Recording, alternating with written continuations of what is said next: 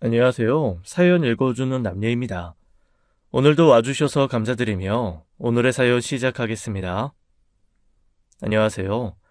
저는 사랑하는 남편을 하늘로 보낸 30대 여성입니다. 아들을 낳고 2년의 짧은 결혼 생활 중 느닷없는 사고로 남편은 먼저 저 세상으로 갔어요.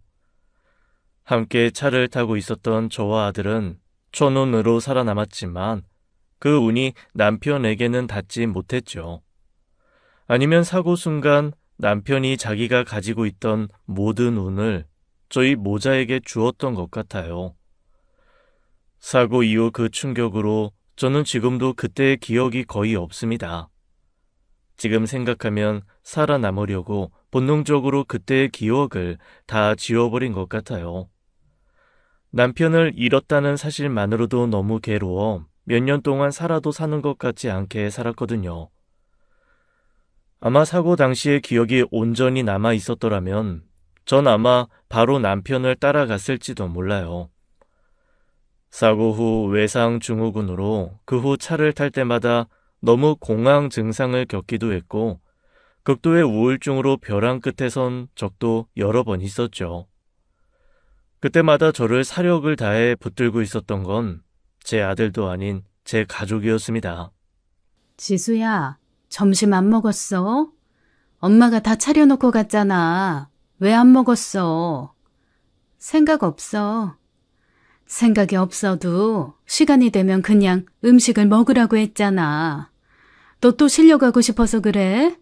엄마 쓰러지는 걸 보고 싶어서? 생각나면 먹을게. 나 좀 신경 쓰지 마. 생각 안 나면 영영 안 먹고? 너 어쩌려고 그래? 이제 유준이도 5살이야. 지금까지는 유준이가 어려서 괜찮았다 치자. 너 계속 유준이한테 그런 모습 보여줄 거야? 엄마 노릇 안 할 거냐고. 평소 엄마는 제가 뭘 하든 다 이해해주고 넘어가 주셨지만 열에 한 번은 그렇게 화산 폭발하듯 터질 때가 있었어요. 엄마도 보다 못해 답답한 마음에 그러셨겠지만 그럴 때마다 전 그냥 땅속으로 꺼지고 싶은 마음뿐이었습니다. 자식이고 뭐고 살고 싶지도 않고 앞으로도 살아갈 이유가 없는 사람에게 그깟 밥 한 끼가 대수겠어요. 모성애가 없다 손가락질 하실지도 모르겠지만 저는 그때 아들이 보이지도 않았습니다. 4년이 지났는데도 여전히 전 사고 시점에 살고 있었고 잘 때마다 남편을 하늘로 보내고 있었거든요. 언니, 미숫가루 타왔어. 밥 넘기는 게 싫으면 이거라도 마셔.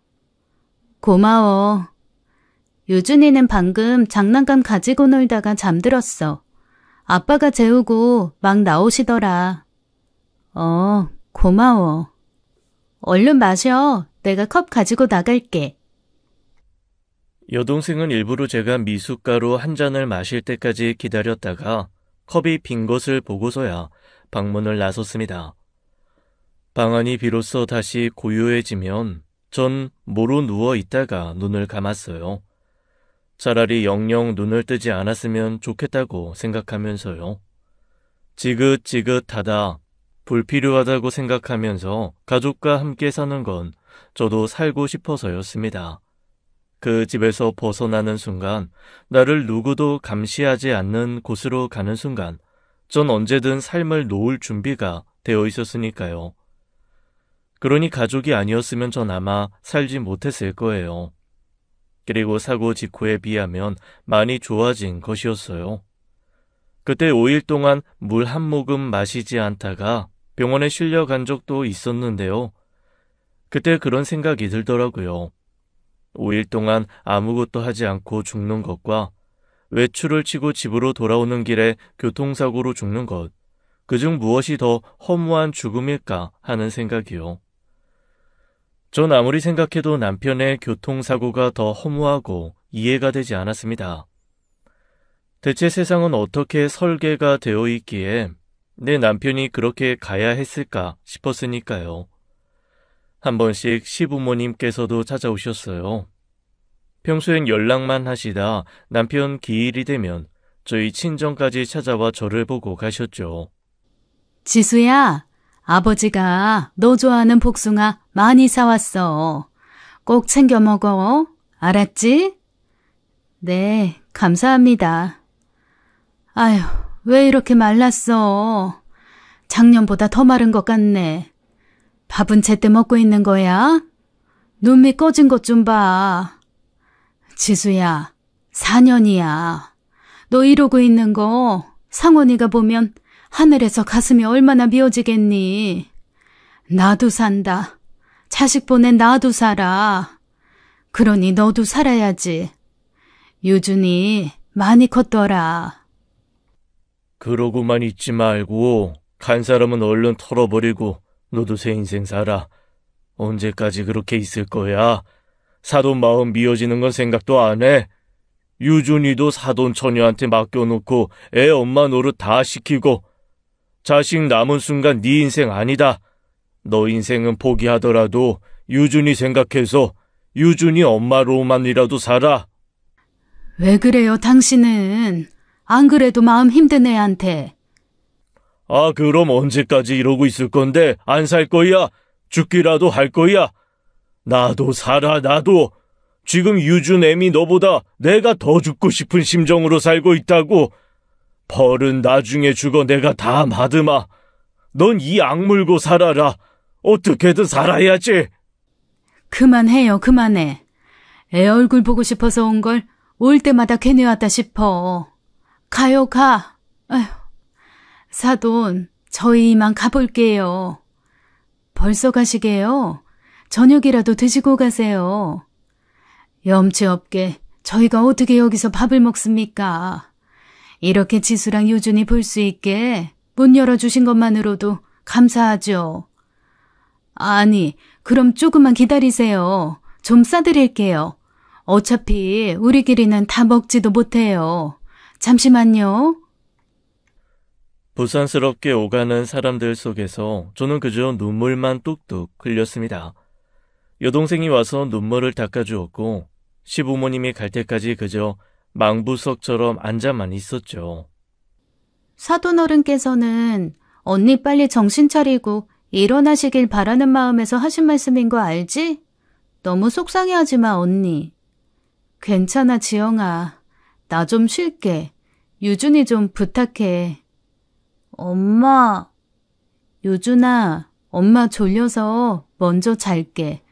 유준이도 할아버지랑 잘 자. 그때 저는 정말 이기적으로 살았습니다. 하지만 남편의 기일에 단 한 번도 납골 땅에 가보지 못할 정도로 그 일이 저한테는 너무 버겁더라고요. 이 세상에 사랑하는 일을 떠나보낸 것이 비단 저뿐만은 아닐 텐데 다른 사람들은 대체 어떻게 그걸 버티고 살까 싶었습니다.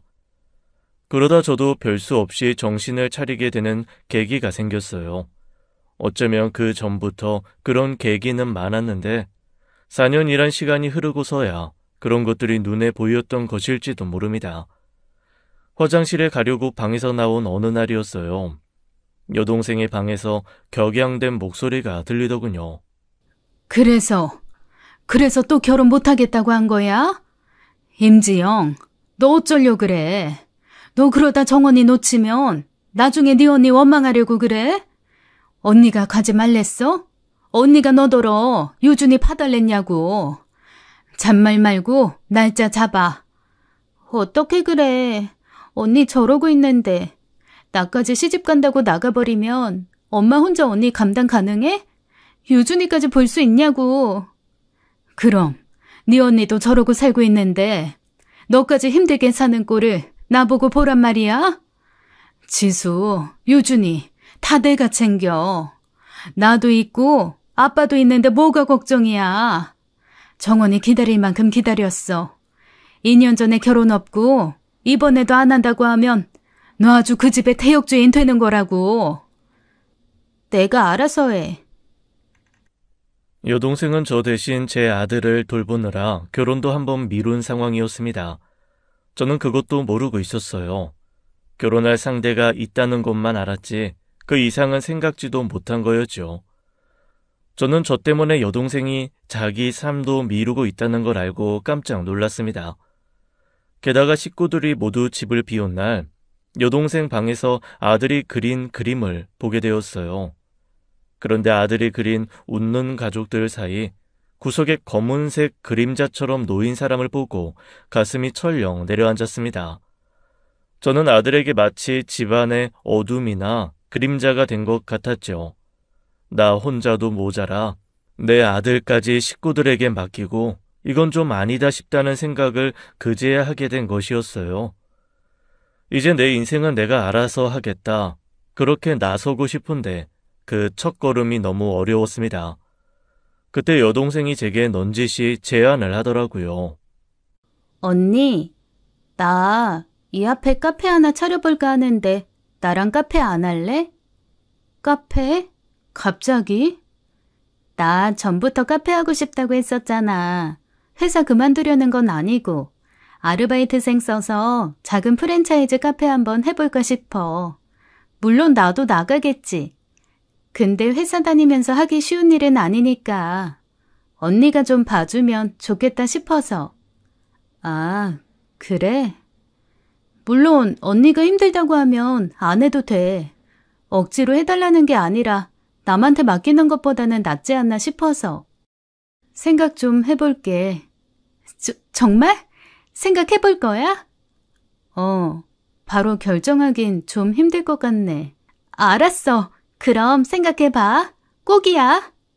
동생은 제가 바로 거절할 거라고 생각했는지 호들갑을 떨며 나가서는 엄마한테 이야기하더라고요. 제가 하겠다고 했다면서요. 저는 그게 첫걸음이어야만 했습니다. 정말 삶을 끝낼 생각이 아니라면 제 가족과 아들을 위해서 언제고 일어서야 했어요.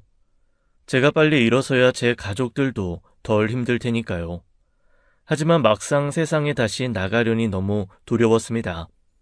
하나부터 열까지 아무것도 모르는 3살 어린 아이가 된 것 같았어요. 그도 그럴 것이 무려 4년이었습니다. 4년 동안 병원이 아니면 외출을 해본 적이 없어요.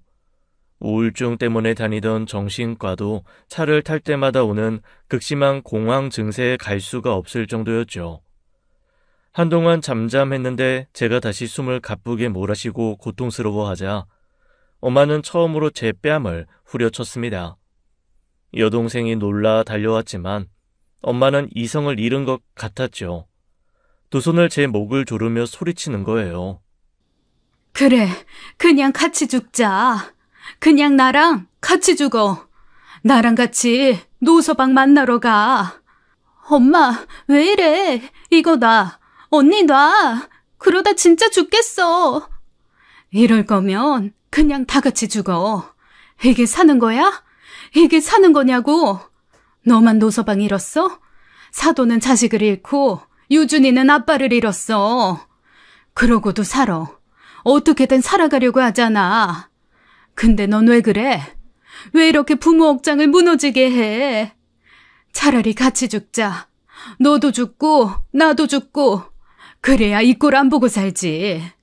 그렇게 힘들면 엄마가 같이 가줄게. 응? 엄마 제발. 제발 좀 진정해. 언니 정신 좀 차려봐. 언니 괜찮아? 아빠 119 좀 불러줘. 병원에 가서 진정제를 맞고 나서야 저는 정신을 차렸습니다.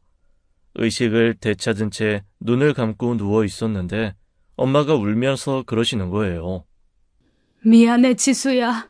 미안해. 엄마가 미안해 내 새끼. 어차피 이대로 죽느니 만도 못하게 사나 밖에 나갔다가 공황 증상으로 숨이 넘어가나 똑같았습니다. 죽을 것 같지만 절대 죽지 않는다. 그 생각 하나만 붙들고 살아보자. 그렇게 마음먹은 거였어요. 카페 오픈을 준비하는 동안 저는 용기 내어 세상에 첫 발을 디뎠습니다. 바리스타 학원에 가서 커피도 배우고 엄마와 함께 마트에 가서 장도 봤어요. 아들 어린이집 차량을 마중 나가기도 하고 아들과 키즈 카페도 가봤죠. 아들이 5살이었는데 아들과 처음 하는 게 정말 많았습니다. 아들은 처음에 제가 배웅해주는 등굣길을 어색해하고 저와 손잡고 가는 키즈 카페를 낯설어 했지만 차츰 밝은 웃음을 보여주더라고요. 유준이 담임 선생님이 그래. 요즘 유준이 웃는 날이 많아졌대.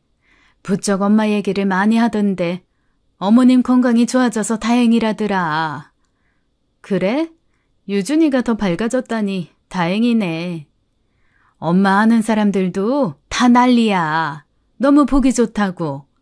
너 웃는 게 유준이랑 똑 닮았다더라. 지수야, 이렇게만 살자. 더도 말고 덜도 말고 딱 이렇게만 살아. 얼마나 좋니? 요즘만 같으면 엄마는 바랄 게 없어. 아닌 게 아니라 제가 밖으로 나오게 되면서 부모님께서도 많이 변하셨습니다. 표정도 밝아지셨고 습관처럼 쉬던 한숨도 줄었죠. 저도 정말 많은 노력을 했어요.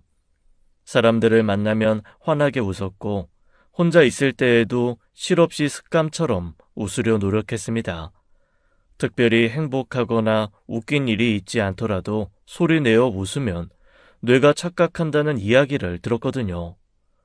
그게 통한 건지 정말로 차차 괜찮아지는 것 같더라고요. 좋아진 컨디션으로 저는 동생을 도와 카페 오픈을 준비했어요. 동생이 카페 오픈과 동시에 결혼 준비까지 시작되어 정신없는 나날을 보내고 있었거든요. 이렇게 살면 되는구나. 계속 이렇게만 살아보자. 그러던 어느 날이었습니다. 아르바이트생을 퇴근시키고 혼자 카페 마감을 할 때였어요. 저기... 네? 형수? 상규야, 여긴 어떻게... 카페 입구에 어정쩡한 모습으로 서 있는 도련님을 발견한 거예요. 결혼 전부터 남편과 셋이서 자주 어울리기도 했고 결혼 후에도 정말 가깝게 지냈습니다. 사고 이후로는 한 번도 연락한 적이 없던 터라 갑작스러운 방문에 저도 깜짝 놀랐어요. 형수, 이제 괜찮아요? 뭐 그렇지. 앉아, 커피 한 잔 줄까? 밤이라 커피는 좀 그렇고. 너 좋아하던 초코 쉐이크 만들어줄게. 잠깐만 기다려. 아니요. 저 금방 가봐야 돼요. 지나가는 길에 형수 얼굴 보이길래 얼굴이나 비춘 거예요. 형수, 좋아 보이니 됐어요. 너도 잘 지냈어? 저요? 좀 안 됐네. 얼굴이 많이 안 좋은데. 저야 뭐 그렇죠. 형수, 번호 좀 알려줄래요? 번호가 바뀐 것 같던데. 응, 그래. 내가 핸드폰을 바꾸면서 번호가 바뀌었어. 아버님, 어머님도 잘 계시지? 지난번 그 사람 기일에 왔다 가셨는데 그 후로 연락을 못 드렸네. 좀 더 괜찮아지면 연락드리겠다고 전해줘. 네. 근데 형수... 아니에요. 연락할게요. 시동생은 뭔가 할 말이 있는 듯 몇 번이나 주저하다가 가버렸습니다. 이상하다고 생각은 했지만 제 상태가 일반적이지 않다 보니 제 눈치를 보는구나 싶었어요. 끔찍한 비밀과 음흉한 속내를 가지고 온 줄은 꿈에도 모르고 말입니다. 그렇게 뒷정리를 끝내고 집으로 돌아온 길이었어요. 오늘 카페 별일 없었어? 오늘 매출도 잘 나오고 괜찮았어. 맞다. 왜?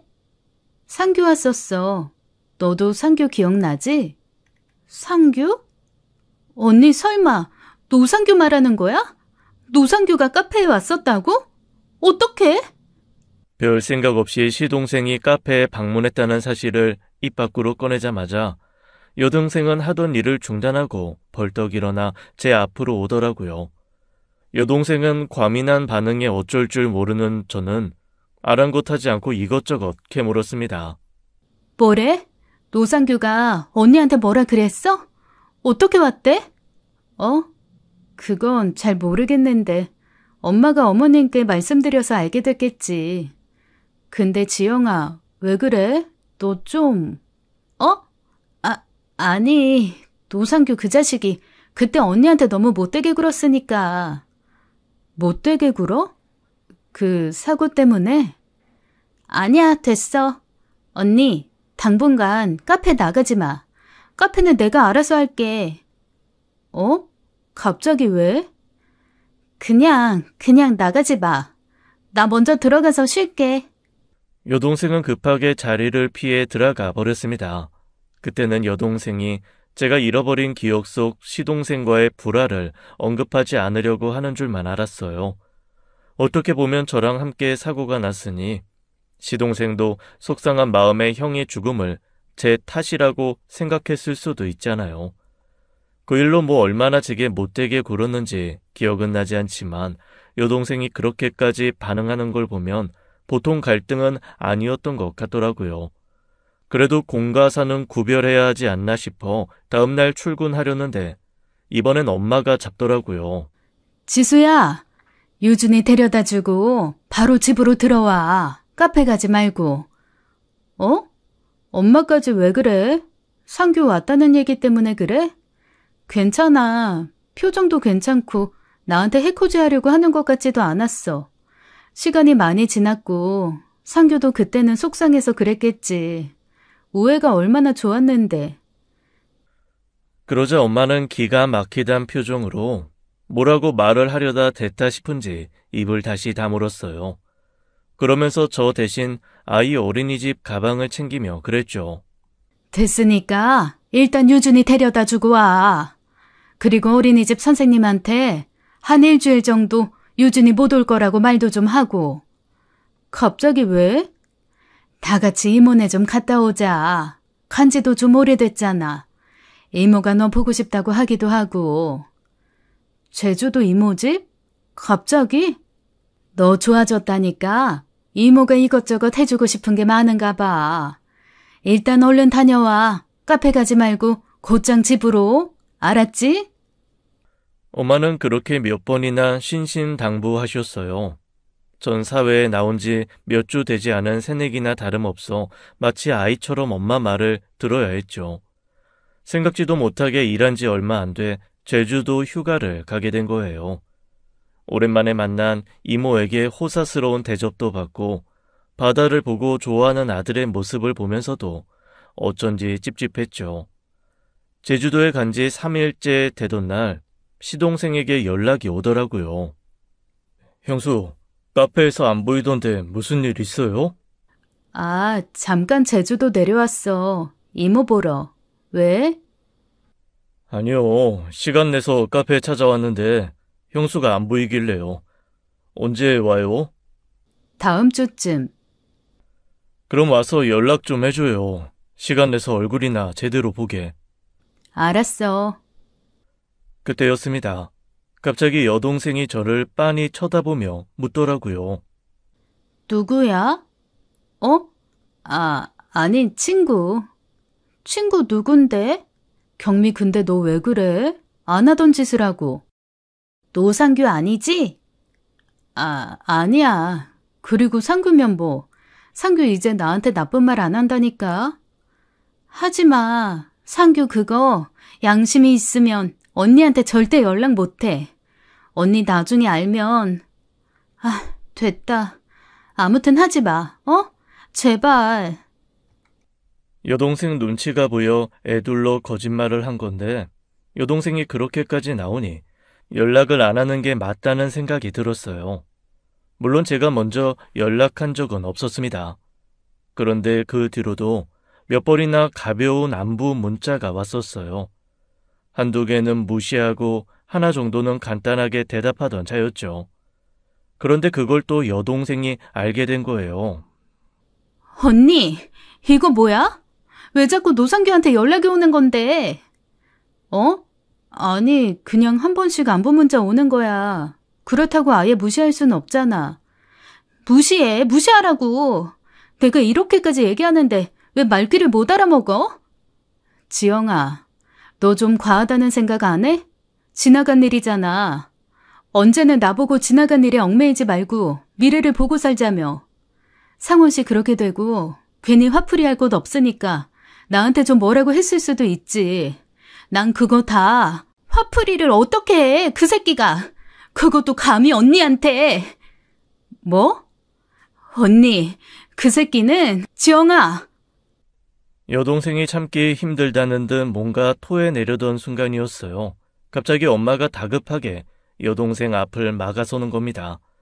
그제야 여동생도 정신을 차린 듯 입을 꾹 다물었죠. 뭐야, 뭔데 말을 하다 마라. 무슨 말인데? 해봐. 내가 지금 이러는 거 이해할 수 있게 이야기해보라고. 그만해라. 지수 너도 얼른 들어가. 엄마 잠깐만. 얘 자꾸 전부터 너무하잖아. 임지영, 그래도 너 사돈이야. 아무리 그래도 그렇지 그 새끼라니. 너 정말... 아 진짜. 그 새끼 편들지 마. 내가 말했지. 연락하지 말라고. 그 새끼가 어떤 새끼인데. 형부가 어쩌다 그렇게 됐는데. 지영아, 그만해. 그만해, 제발. 그게 무슨 말이야? 상원 씨가 왜? 상규가 뭘 어쨌는데. 그 새끼가 사고 낸 거잖아. 그 새끼가 몰던 차가 운전석 박아서 그렇게 된 거잖아. 참 신기한 일이지요. 그 전까지만 해도 백지처럼 아무것도 생각이 나지 않았는데 그 순간 드문드문 지난 날이 떠오르는 거예요. 사고 장면이 아예 머릿속에서 지워졌었는데 느닷없이 돌진한 차에 남편이 순식간에 눈앞에서 사라지던 그 장면이 떠오르는 겁니다. 저는 그 자리에서 쓰러졌어요. 정신을 차렸을 땐 아무도 없는 빈방이었죠. 눈을 뜨자마자 저는 여전히 제자리 걸음 중이었다는 걸 느꼈습니다. 방에서 나오는 순간 앞서 나아가고 있다고 생각했는데 저는 다시 구렁텅이로 빠져든 기분이었어요. 지수야, 정신이 좀 들어? 엄마, 그래, 괜찮아. 지영이가 많이 미안해하더라. 다시는 꺼내지 않기로 한 얘기인데 자기도 많이 답답했던 모양이지. 대체 어떻게 된 거야? 나 아직 기억이 잘 안 나. 우리가 타고 있던 차를 상규가 받았다는 거야? 기억하지 마. 기억하지 않아도 돼. 떠올려봤자 괴로운 기억을 뭐하러 떠올려. 잊자. 다 잊어버리고 살자, 지수야. 말해줘. 이미 알아버렸는데 어떻게 잊고 살아. 이렇게 된 거 제대로 알아야겠어. 괜찮아졌다고 생각했는데 돌아서면 다시 제자리인 거 못 견디겠어. 난 평지를 마음껏 달리고 있다고 생각했는데 정신 차려보면 모래늪에 빠져서 허우적거리는 것 같아. 내가 놓치고 있는 게 뭔지, 내가 필사적으로 잊으려고 했던 그 기억이 뭔지 알고 싶어. 엄마는 간곡한 제 부탁에 한숨을 푹푹 내쉬다가 결국 어렵게 입술을 떼셨습니다. 그리고 엄마 입에서 나온 그 사고의 진실에 저는 차갑게 얼어붙고 말았죠. 무슨 사정인진 나도 전부는 몰라. 네가 말해줘야 아는 것들이라. 그 사고 있기 며칠 전부터 노서방 표정이 영 안 좋았었어. 무슨 일이냐고 물었더니 네가 시동생 일이라고만 했지.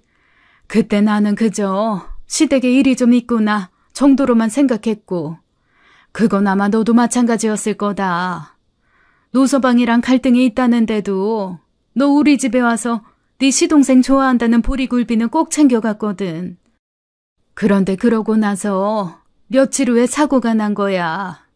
너네가 유준이 데리고 나갔다가 늦은 밤 돌아오는 길이었는데 느닷없이 차가 돌진해 노서방을 덮친 거지. 너랑 유준인 그나마 뒷좌석에 있어서 천운이었어. 운전석은 차가 형체도 없이. 아휴, 지수야. 그때 네가 그랬어. 병원에서만 정신만 차리면 노상규 악에 받쳐 울부짖었다.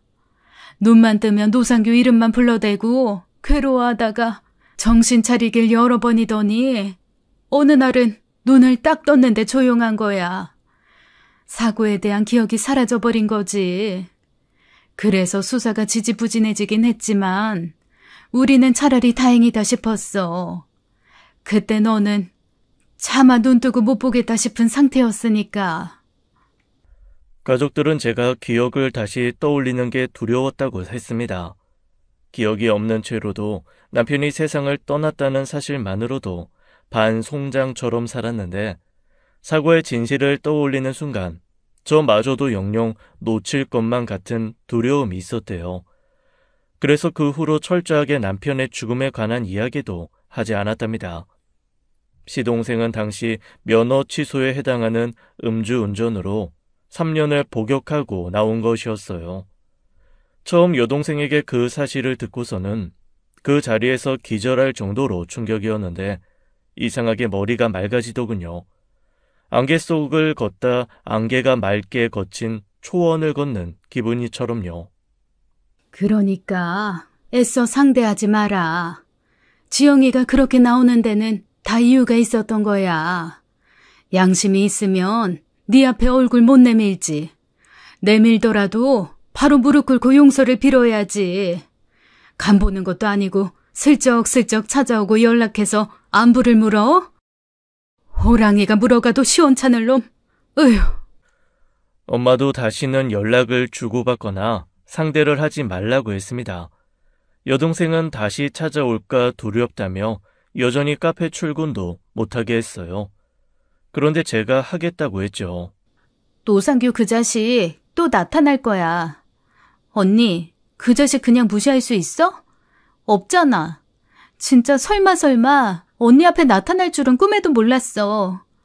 일하고 싶으면 다른 일 알아보자. 내가 지인한테 부탁해서 다른 카페라도. 지영아, 나 괜찮아. 상규 문제는 내가 알아서 할게.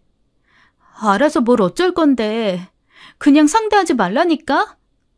그렇다고 내내 숨어만 살아? 내가 왜 숨어야 하는데.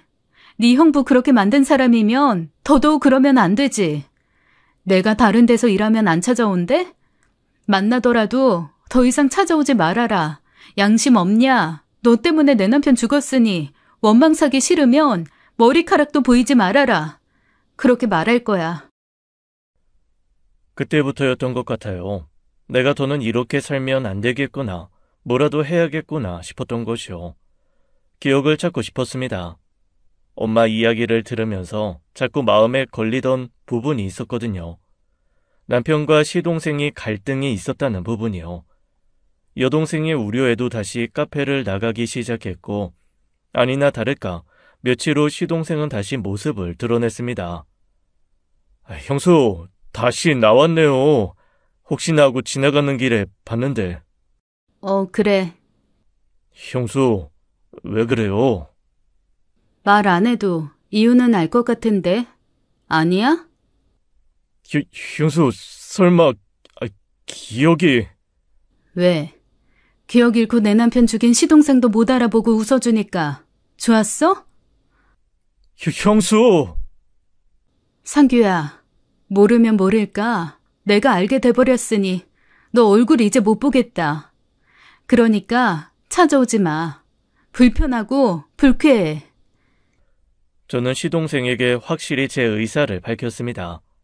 그러자 시동생이 갑자기 무릎을 꿇고 앉는 거예요. 카페 내에 고객들이 있었고 아르바이트생도 당황해 제 눈치를 살폈죠. 그런데 시동생은 아랑곳하지 않고 바닥에 납작 엎드려 그러는 겁니다. 잘못했어요. 잘못했습니다. 두고두고 후회했어요.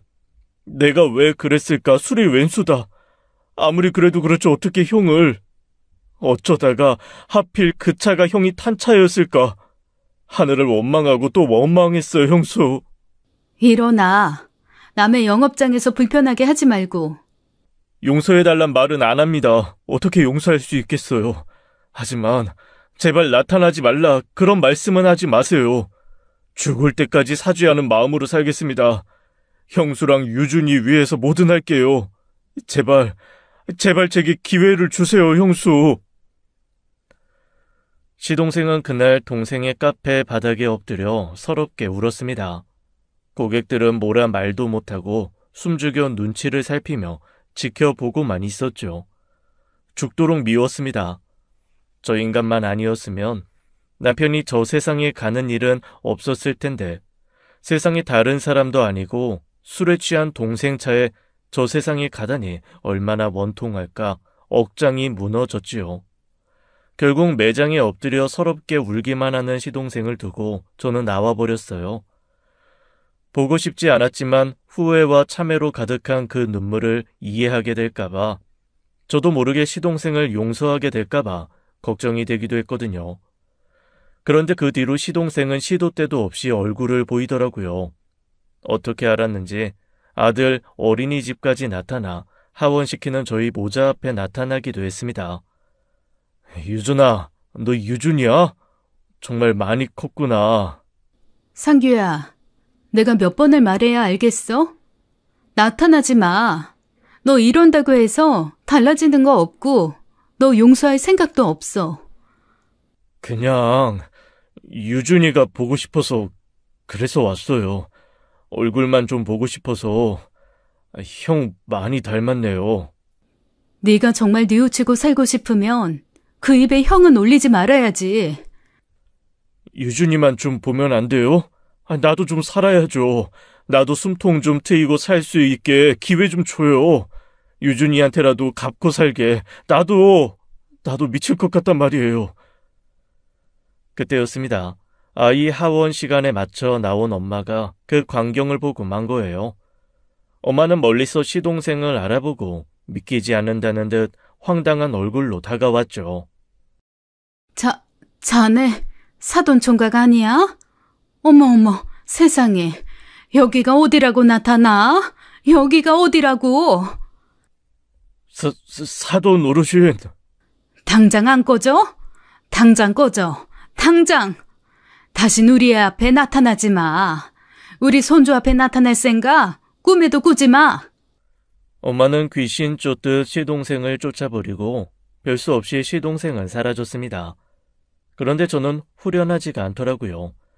이상하게 자꾸만 뭔가 놓치고 있다는 생각이 들었거든요. 내가 놓치게 있는 게 뭘까? 여러 날 고심하던 전 처음으로 남편이 있는 납골 땅에 가봤습니다. 안 가던 곳에 가면 괜히 걱정을 끼칠까 싶어 집에는 말도 하지 않고 어렵게 나선 길이었어요. 물론 쉬운 일은 아니었습니다. 그곳까지 택시를 타야 했는데 차에 오르기도 전부터 식은땀이 났으니까요. 그렇게 처음으로 남편을 찾아갔어요. 저 세상 가고 나서 한 번도 만나러 오지 않았던 저를 원망했대도 어쩔 수 없었죠. 그 사람의 죽음을 인정하는 것만큼 제게 힘든 일은 없었으니까요. 상원 씨, 나 왔어. 조심스레 4년 만에 인사를 건넸지만 돌아오는 답은 없었습니다. 저 작은 단지 안에 내 남편이 들어있다는 것을 몇 번을 봐도 받아들이기 힘들 것 같더라고요. 그런데 그때 남편 봉화남 속에 든 남편의 사진을 보는 순간 전 어떤 기억 하나가 떠올랐어요. 남편이 사진 속 그 옷을 입고 있었던 날이었죠. 그때 남편은 굉장히 불쾌한 얼굴로 퇴근했었습니다. 왜 그래? 회사에서 무슨 일 있었어? 아니야. 상규 때문에. 상규? 도련님이 왜? 이 자식이 사고 제대로 쳤어. 아버지 어머니 아시면 난리 나실 텐데. 왜? 무슨 일인데 그래? 아니야, 내가 알아서 할 일인데 당신은 신경 쓰지 마. 유준이는? 오늘 내내 열이 안 떨어져서 병원 가야 하나 했는데 마침 열이 뚝 떨어져서 잠들었어. 고생했네. 저녁 준비 못했지? 기다려, 내가 해줄게. 그건 희미하지만 확실한 기억이었어요. 남편이 시동생이 친 사고로 골치 아프다고 했었고 별일 아닌 것처럼 굴었지만 그게 아닌 것 같다는 생각은 했었어요. 남편 성격에 어지간한 일은 웃어 넘기거나 대수롭지 않게 생각했는데 그 사람이 그렇게 심각한 표정으로 이야기한 걸 보면 대단한 문제였던 거죠. 아니나 다를까 며칠 후 남편은 자다 말고 한밤중에 안주도 없이 술을 마시고 있었어요. 왜 그래? 상규 문제 심각한 거야? 돈 좀 빌려달래. 돈? 갑자기 무슨 돈? 도박을 했다나 봐. 아버지가 상규 앞으로 살라고 둔 오피스텔 그거 건드려서. 뭐? 아니, 그게 말이 돼? 어차피 그거 아버님 명의인데 어떡해? 상규, 그게 아빠 명의 휴대전화 쓰고 있잖아. 그래서 그게 쉬웠나 봐. 나도 잘은 모르는데 원래 그거 팔아서 반씩 나눠 우리 결혼할 때 보태주신다고 한 거.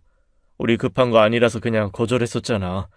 상규 이사 문제도 있고 해서 번거로워서 거절한 건데 이럴 줄 알았으면 받을 걸 그랬어. 아니, 그래서 어쩌자고. 우리가 빌려서 해결할 수 있는 돈도 아니잖아. 말은 한 3천 빌려주면 자기가 어떻게 메꿀 수 있다는데 말이라도 확실히 해주면 모르겠는데 확실히 하지도 않고 다 잃은 것 아닌 것 같아. 3천만 있으면 해결된다는 걸 보면. 뭐? 아니야, 잠깐만.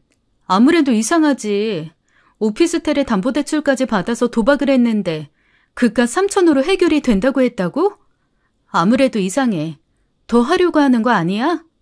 왜 도박하는 사람들 한 번만 더 하면 될 것 같고 그래서 더하고 그러다 수렁에 빠진다잖아. 설마 상규 그 자식이 그렇게까지 생각이 없으려고. 아니야, 여보. 일단 주지 말고 잘 달래서 이야기 좀 해봐. 그러다 호미로 막을 거 가래로도 못 막아. 남편은 제 말을 듣고 아무래도 그런 것 같다면서 일단 신중하게 생각해 보겠다고 했었습니다. 그때 기억이 선명하게 떠올랐는데 그 이상은 떠오르지 않더라고요. 그 뒤로 어떻게 됐더라. 그래서 남편이 돈을 해줬던가 안간 힘을 다해 떠올리려 애를 쓰던 중이었죠. 갑자기 전화 벨소리가 울려서 보니 시동생인 거예요. 순간 심장이 쉬지 않고 쿵쾅댔고 사진 속 남편과 눈이 마주친 순간 또 하나의 기억이 떠오르기 시작했습니다. 그건 저에게 온 전화였어요. 형수가 돈 빌려주지 말라고 했어요? 상규야, 무슨 일인지 제대로 털어놓아야 형도 나도 널 돕지.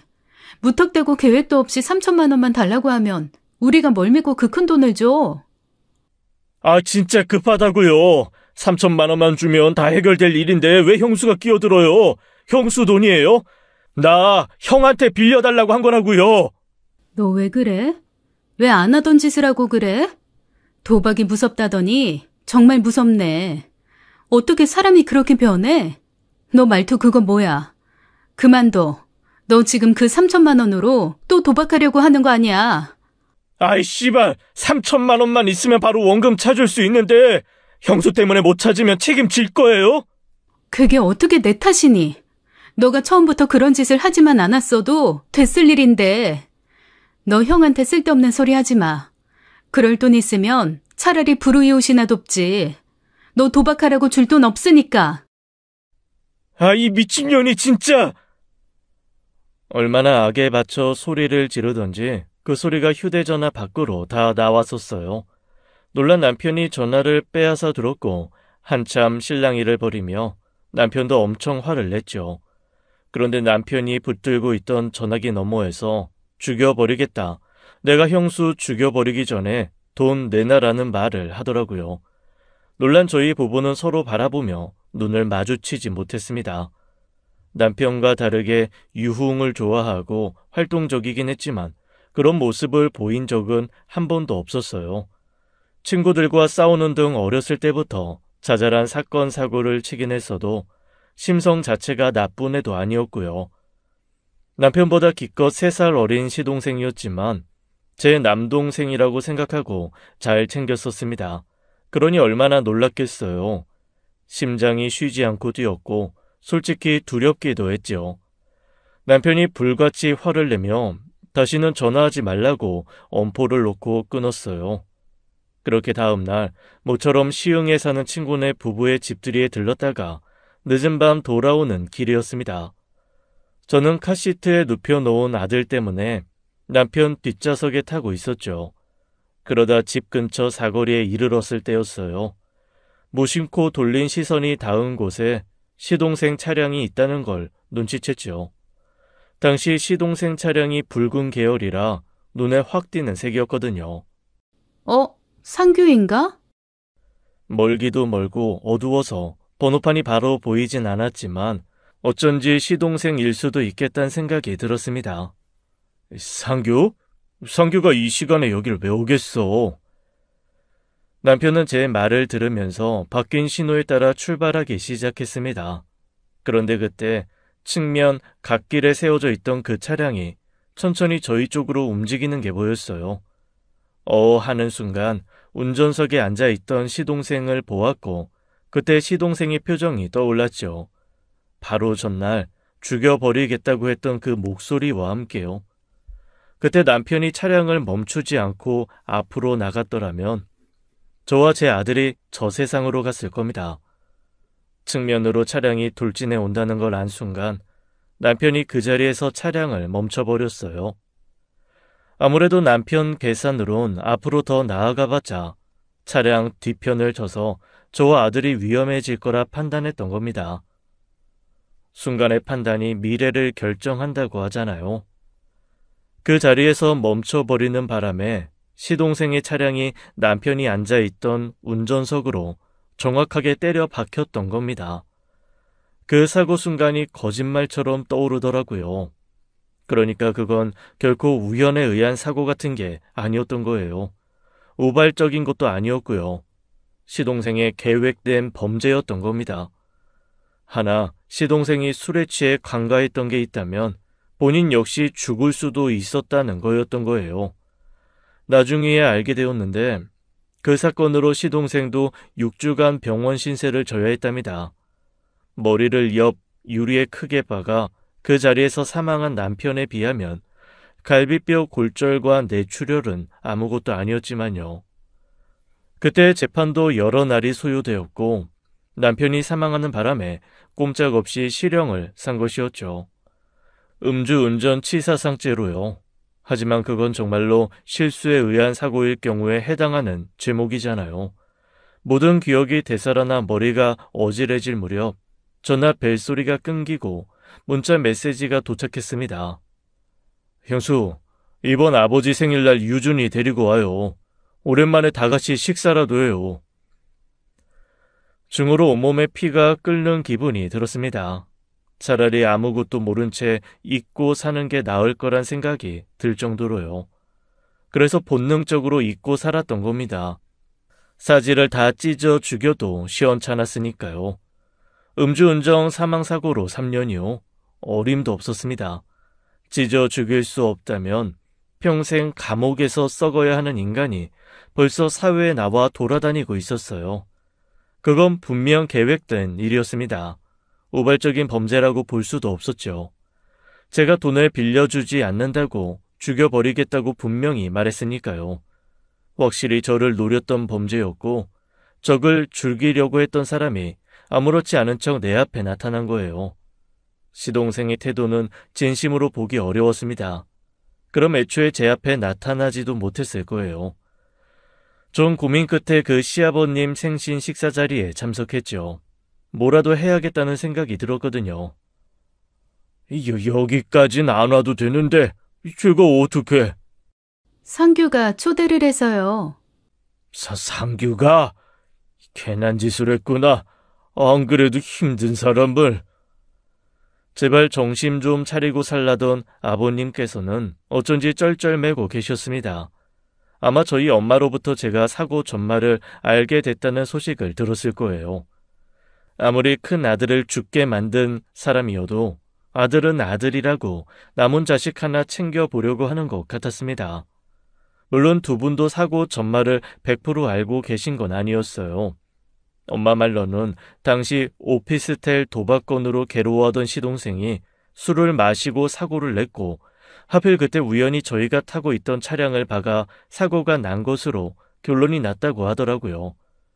누가 봐도 이상한 것 투성이었는데 작은 아들이라도 살려보려던 시부모의 잘못된 사랑과 저라도 살려보겠다고 애간장을 녹이던 저희 부모님의 조바심이 그런 결론을 내게 한 거였습니다. 제가 사고에 대한 그 어떤 증언을 할 수도 없는 상황이었으니까요. 식사는 잘했어요. 유준이도 데리고 오라니까 왜 안 데리고 왔어요? 열이 좀 있어서. 애들은 자주 아프다더라고요. 응. 근데 형수, 어? 그때 썼던 핸드폰 있잖아요. 사고 전에. 그거 아직도 가지고 있어요? 순간 전 그 핸드폰이 아주 중요한 사건의 키 역할을 할 거란 확신이 들었습니다. 물론 조바심이 이를 그르치게 하곤 하는데 시동생은 마음을 졸이다 실수를 한 거였어요. 제가 전혀 생각하지 못한 것을 떠올리게 했거든요. 핸드폰? 글쎄, 없을 거야. 사고 나면서 망가졌다고 아버지가 바꿔왔거든. 근데 왜? 뭐 중요한 거라도 있나? 아, 그래요? 그때 있잖아요. 사고 나기 1년 전쯤인가. 형수 유준이 뱃속에 가졌을 때 다 같이 이 근처 계곡 가서 찍은 사진. 그게 나한테 없더라고요. 있으면 좀 보내달라고 하려고 했지. 아, 나도 그 사진은 없네. 전에 핸드폰에만 넣어놨어서. 아쉽네요. 신경 쓰지 말아요. 그냥 그때 형이랑 되게 재밌었던 기억이 있어서. 저는 집에 돌아오자마자 휴대전화를 찾았습니다. 망가져서 바꾼 게 아니라 그 휴대전화 속에 남편 사진이 너무 많아서 바꾼 거였어요. 보고 싶지 않은데 자꾸 사진첩에 들어가 남편 사진 들여다보고 울게 되는 게 싫었거든요. 그래서 휴대전화를 바꾸고는 사진 한 장도 찍지 않고 지내 4년이 지났는데도 지금 휴대전화가 새 것처럼 말짱했죠. 충전을 시키고 저는 차분하게 휴대전화 속 기록을 훑었습니다. 그리고 제 예상대로 그때 시동생과 했던 통화 녹음이 그대로 남아있었죠. 이씨 미친년이 진짜? 야, 네가 뭔데? 네가 뭔데 나서서 지랄이야? 형수, 이러지 맙시다. 내가 한두 번이래요. 처음이잖아요, 처음. 야, 노상규 너 미쳤어? 어따 대고 욕이야, 욕은. 너 아주 진짜 돌았구나. 나 이거 그냥 못 넘어가. 당장 아버지한테 말씀드리고 말하기만 해. 나 지금 궁지에 몰린 쥐야. 뭐라도 있으면 다 물어뜯어버릴 상태라고. 내가 가만히 있을 것 같아? 나 아주 형수 죽여버릴 거야. 지금 당장 돈 안 보내면 형수 아주 이 세상에서 사라질 준비하라고 해. 이 새끼가 진짜. 너 다시는 나한테도 네 형수한테도 연락하지 마. 한 번만 더 연락해봐. 어디. 나는 뭐 가만히 있을 줄 알아? 그리고 딱 기다려. 아버지한테 말씀드려서 너 손발 묶어 그놈의 도박 꾼도 못 꾸게 할 테니까. 시동생의 증거를 찾을 생각으로만 녹음 파일을 열었다가 생각지도 못하게 남편 목소리를 마주한 저는 소름을 참을 수가 없었습니다. 그 자리에 엎드려 목 놓아 울었어요. 진짜 저를 죽이려고 달려드는 자기 동생을 봤을 그 마지막 순간에 남편은 무슨 생각을 했을까요? 무슨 생각으로 차를 세우고 그 고통을 감내했을까요? 불쌍해 미칠 것만 같았습니다. 인간이길 포기한 시동생 때문에 억울하고 허무하게 죽은 내 남편과 그런 남편을 잃고 살아야 하는 저와 제 아들의 인생이 너무나 불쌍해서 미칠 것 같았어요. 어떻게든 복수해야겠다 똑같이 죽여버릴 수 없다면 분하지만 법이 허락하는 한에서 확실한 벌을 줘야겠다고 생각했죠. 이걸 가지고 다시 경찰서에 가면 되나 뭘 어떻게 해야 할까 싶었어요. 다행히 제가 전혀 조사를 받을 수 없는 상황이다 보니 당시 사건은 시동생의 음주운전 치상죄만 다뤄줬습니다. 그러니 제가 다시 살인죄를 물어 집어넣을 수 있는 상황이 된 거였어요. 그런데 그로부터 며칠 후 시동생이 찾아온 겁니다. 아이를 등원시키고 돌아오는 길에 마주친 거예요. 오늘 형수랑 가고 싶은 곳이 있어서요. 어디? 형한테요. 형한테. 형수랑 같이 가서 용서 빌고 싶은데 같이 가줄래요? 그런 거라면 너 혼자 가도 되잖아. 형수라도 데려가야 형이 날 좀 더 예쁘게 봐줄까 싶어서. 지푸라기라도 잡고 싶어 그래요. 시동생 말에 저는 잠시 고민하다 준비하고 내려오겠다고 했습니다.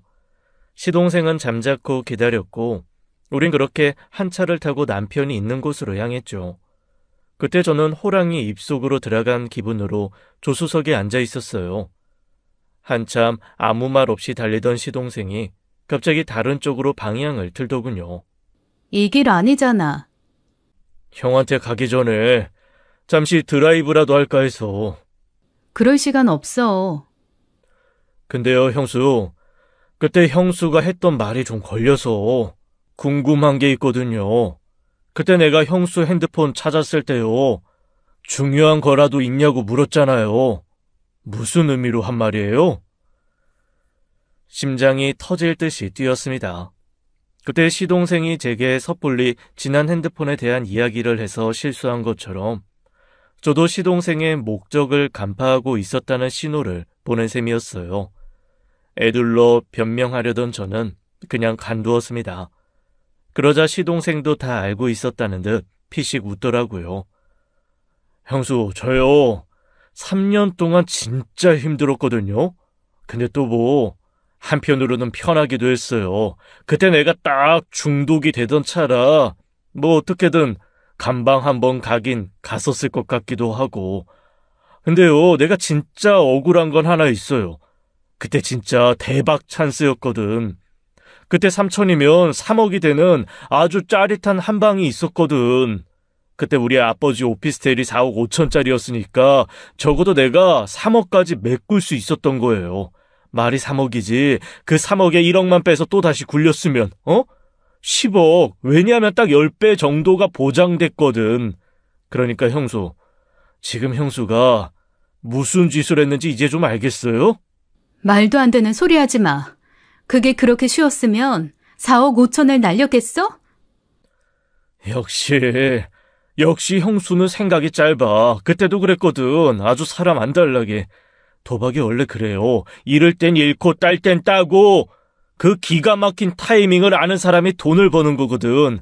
나는 그 타이밍을 알았고 그때 만약 내 손에 3천만 원이 들어왔다면 아버지 오피스텔도 찾고 형도 지금 우리 유준이 무럭무럭 자라는 거 잘 보고 있었을 거고 난 10억으로 잘 빠진 여자랑 애 낳고 오순도순 살고 있겠지. 방금 네 입으로 그랬어. 그러다 깜빵 한번 가도 갔을 거라고. 네 망상 속에나 있을 미래를 망쳤다고 내 탓하려는 거야? 아니, 넌 그 정신머리로는 분명히 한 번은 사고 쳤을 거야. 네 형이 너무 운이 없었던 거지. 너 같은 애 때문에. 그러게요. 망상이든 진짜 미래든 중요한 건 다 끝나버렸다 이거예요. 근데 지금 형수 눈빛이 예사롭지 않거든. 난 진짜 억울해 미칠 것 같지만 꾹꾹 눌러 참고 잘 살아보려고 하는데 형수, 지금 허튼 생각하는 것 같다는 확신이 들었거든요. 지은 죄가 있으면 제대로 벌 받아야지. 말했잖아요. 벌 받았다고. 3년 동안 요양 잘하고 나온 사람을 또 요양 보낼 셈이에요? 내가 판단할 일 아니야. 법이 판단하지. 내가 보내고 싶어도 법이 허락해주지 않으면 힘들겠지. 노상규, 너야말로 허튼 생각하지 마. 내가 네 얕은 수 하나 못 읽고 이 차에 올라탔을 것 같아? 뭐? 그제야 시동생은 뭔가 이상하다는 걸 눈치챘습니다. 저는 출발하기 전 집으로 가서 여동생에게 이 사실을 모두 밝혔어요. 혹시 모를 일을 대비해 여동생에게 제 위치 추적이 가능한 어플을 깔아두었고 여동생이 시간차를 두고 따라서 남편 납골당으로 향하고 있었죠. 그리고 행여 중간에 다른 길로 접어들면 그땐 신고하라고 해두었고요. 그때 제 휴대전화로 전화가 울렸습니다. 여동생이었어요. 씨발 받기만 해? 받든 안 받든 결과는 똑같아. 괜히 힘 빼지 말자. 받기만 해? 시동생은 차를 거칠게 몰며 속도를 냈어요. 그때 뒤에서 경찰차가 따라붙었고 차를 멈추라고 쉬지 않고 경고하고 있었죠. 겉으론 태연한 척했지만 솔직히 그때 죽을지도 모른다는 생각을 했습니다. 이미 벼랑 끝에 선 시동생이 무슨 짓을 할지 아무것도 예측할 수 없었으니까요. 그런데 그때 문득 남편이 떠오르더라고요. 이판사판 설득이 안 된다면 하고 싶은 말이나 다 하고 가자. 그런 마음이었어요. 그때 상원 씨는 무슨 기분이었을까? 뭐? 내가 너 도박에 빠진 것 같다고 했을 때 그래도 상원 씨는 너 믿었거든.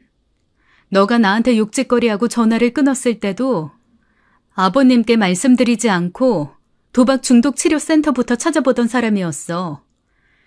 그런데 그런 동생이 차를 몰고 달려드는 걸 봤던 그 마지막 순간에 상원 씨는 무슨 기분이 들었을까? 닥쳐!